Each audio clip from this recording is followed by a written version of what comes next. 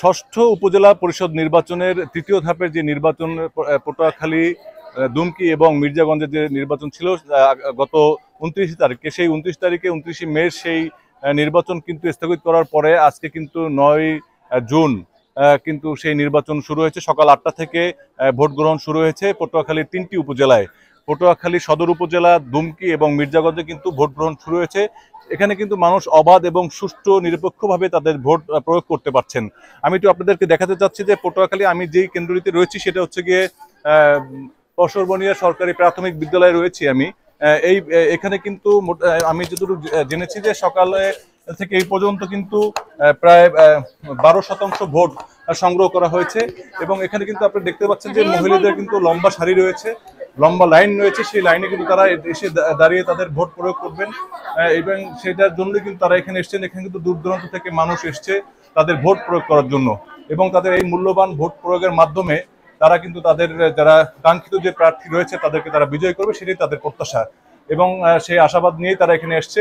আমরা এখানকার যিনি যারা রয়েছেন, যেমন প্রার্থী রয়েছে, তা সেরকম একজন প্রার্থীর সাথে আমাদেরকে দেখা হয়েছিল। আমরা তার সাথে কথা বলছি, তিনি আমাদেরকে জানিয়েছেন। আর মাননীয় প্রধানমন্ত্রী যেহেতু তিনি দলীয় একেবারে মার্কা উঠিয়ে নিয়েছেন জনগণের ভোট তাদের অধিকার ফিরিয়ে দেওয়ার জন্য, তাই অবশ্যই আমি মনে করি জনগণের স্বতঃস্ফূর্তভাবে এই ভোট কেন্দ্রে এসে নির্বিঘ্নে তাদের যে 3 জন চেয়ারম্যান এবং পুরুষ ভাইস চেয়ারম্যান, মহিলা ভাইস চেয়ারম্যান বেছে নিয়ে ভোট দেওয়া উচিত। কারণ উপজেলায় একটা গুরুত্বপূর্ণ পদ, তাদের এই ভোট তাদের ফরজ। আমি মনে করি ভোটটা দেওয়া তার গুরুত্বপূর্ণ একটা ফরজ। আমি মনে করি আজকে পটুয়াখালীতে অবশ্যই আমাদের পটুয়াখালী পৌরসভার এবং বিভিন্ন ইউনিয়নের যে শতভাগ ভোটার অবশ্যই উপস্থিত হবে এবং ভোট কেন্দ্রে গিয়ে এত সুন্দর একটা পরিবেশ, অবশ্যই তার ভোট প্রয়োগ করা উচিত। আমি বিজয়ের ব্যাপারে উপর আল্লাহর হুকুমে শতভাগ আশাবাদী, কারণ পটুয়াখালীর জনগণ সচেতন, তারা অবশ্যই একটা সঠিক প্রার্থীকে বেছে নেবে। এছাড়া আমরা এখানকার যারা ভোটার রয়েছে, আমরা কিন্তু এই ভোটারদের সাথে একটু কথা বলবো যে আসলে তারা এই ভোট দিতে আসছে, কোন ধরনের কোনো সমস্যা বা কোনো কিরকম লাগছে তাদের ভোট দিতে, আমরা একটু জেনে নিই। কেমন লাগছে আপনাকে ভোট দিতে এসে? ভালো লাগছে। কোনো ধরনের কোনো সমস্যা বা কোনো সমস্যা নেই, ঠিকভাবে ভোট দিতে পারছেন? ঠিকভাবে ভোট দিতেছি। আচ্ছা, আমরা আসলে কথা বলতেছি, আমরা আরেকজনের সাথে কথা বলবো। কেমন লাগছে আপনাকে ভোট দিতে এসে? ভালো লাগছে। আপনি কখন আসছেন ভোট দিতে? এই 10 মিনিট 15 মিনিট হয়েছে। কি মনে করছেন আপনারা? ভালোই আমরা মনে করছি।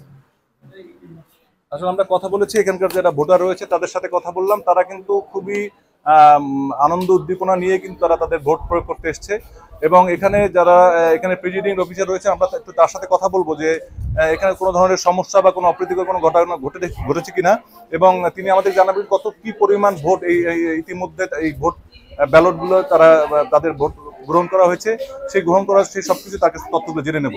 যেটা আমাকে একটু জানাবেন যে আসলে কি পরিমাণ ভোট গ্রহণ করা হয়েছে এবং কিরকম পরিবেশ চলছে এখন। ধন্যবাদ বাংলাদেশ কর্তৃপক্ষকে। আমাদের এখানে 10টা পর্যন্ত 474 ভোট কাস্ট হয়েছে, 11.69%। টোটাল ভোট সংখ্যা হচ্ছে 4054 এবং উপস্থিতি এখন পর্যন্ত ভালোই দেখা যাচ্ছে এবং পরিবেশ এখন পর্যন্ত সেটাও ভালো আছে। কোনো রকম কোনো অপ্রীতিকর ঘটনা কিংবা কোনো রকম কোনো সমস্যা হয়নি এখন পর্যন্ত। আশা করছি পুরো ভোট দিনটাই আল্লাহর রহমতে ভালোভাবে যাবে। ধন্যবাদ। আমরা আসলে আপনাদেরকে এখানে যিনি প্রেসিডিং অফিসার আছে তার সাথে কথা বললাম এবং তিনি আমাদেরকে জানালেন যে কিরকম ভোটার পরিস্থিতি। তবে পটুয়াখালী সদর উপজেলায় কিন্তু চেয়ারম্যান প্রার্থী রয়েছে 4 জন, মহিলা ভাইস চেয়ারম্যান প্রার্থী রয়েছে 8 জন এবং ভাইস চেয়ারম্যান পদে রয়েছে 4 জন। মোট কিন্তু এখানে 16 জন প্রার্থী রয়েছেন যারা এখানে প্রতিদ্বন্দ্বিতা করছেন। পটুয়াখালীর কিন্তু আরো 2টি উপজেলায় কিন্তু নির্বাচন চলছে, সেটা দুমকি এবং মির্জাগঞ্জে। সেখানকারও পরিস্থিতি এখন পর্যন্ত ভালো রয়েছে, সব জায়গায় ভোট সংগ্রহ চলছে। তবে আমাদের কাছে এখন পর্যন্ত কোনো ধরনের অপ্রীতিকর ঘটনা আমরা জানিনি। তবে একটি বিষয় আমি আপনাদেরকে জানিয়ে রাখি যে পটুয়াখালীতে কিন্তু আইন শৃঙ্খলার ব্যাপারে কিন্তু কঠোর নিরাপত্তা রয়েছে। এখানে কিন্তু আইন শৃঙ্খলা বাহিনী এবং ম্যাজিস্ট্রেট রয়েছেন, তারা কিন্তু সার্বক্ষণিকভাবে তারা পটুয়াখালীতে কিন্তু মাঠ পর্যায়ে কাজ করছেন। কে এম শাহাদ হোসেন, বাংলা ভিশন, পটুয়াখালী।